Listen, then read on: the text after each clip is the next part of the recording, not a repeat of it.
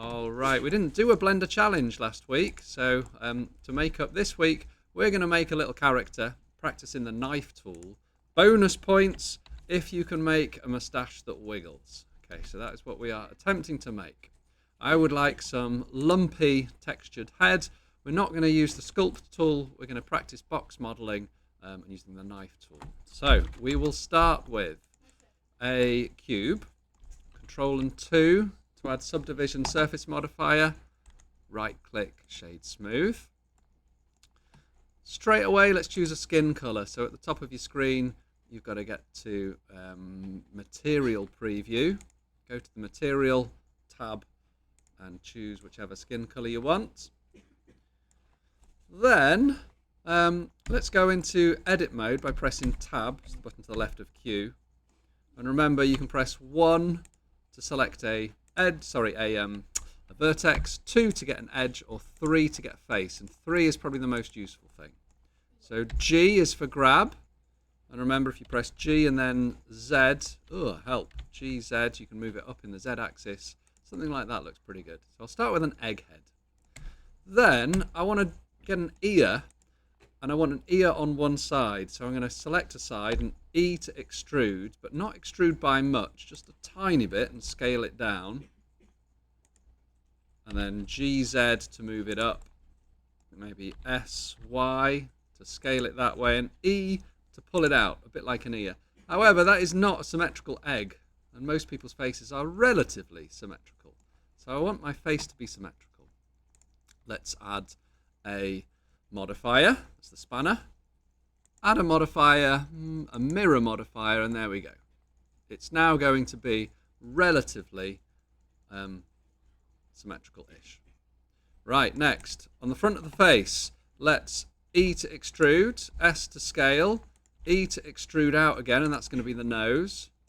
The bottom of the nose, well, I want some nostrils, but if I E to extrude, I've got one weird giant nostril, and that's weird. I don't want that, so Control Z. This is where we're going to use the knife tool for the first time. So K for knife tool, and you can click, and then click at the end, there we go, and then enter, and we've just cut the cartoon person's nose. So we've now got space for a nostril. E to extrude and push it up, and it looks a bit like Gru from Despicable Me, but it'll do. I'm going to do the same for a mouth. So K for knife tool, click along here, maybe somewhere in the middle, like that. Great, and then follow along. And this is not great for topology, it wouldn't be great for proper modeling. Ugh. But it does the job, because I've now got a face along here. Yuck, look at that. Control Z, let's try again. I'm just going to do a line straight across this time. Enter. Okay, another line straight across. There we go. And then this time, so it helps if you think about the topology, the shape of the thing that you're trying to cut. There we go. Okay, like that. Great.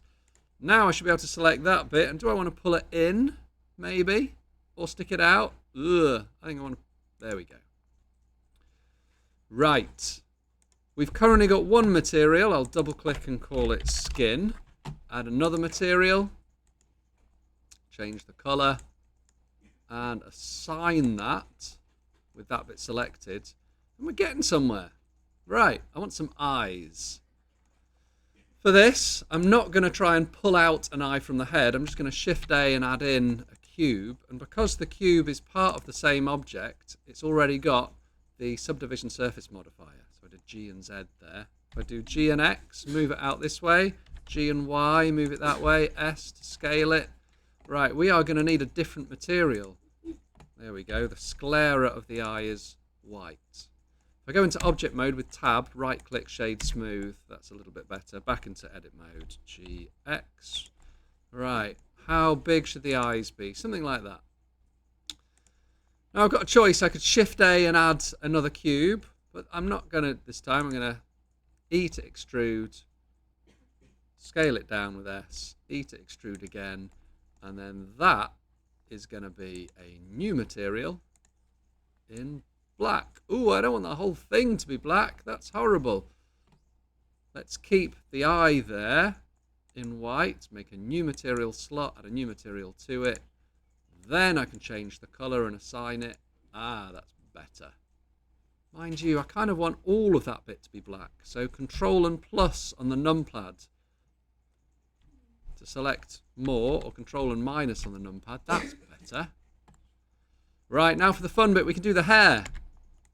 So if I get all of this and all of that and all of that, I'm shift clicking on all of these. We can select, ooh, I don't want that. There we go. All of these faces.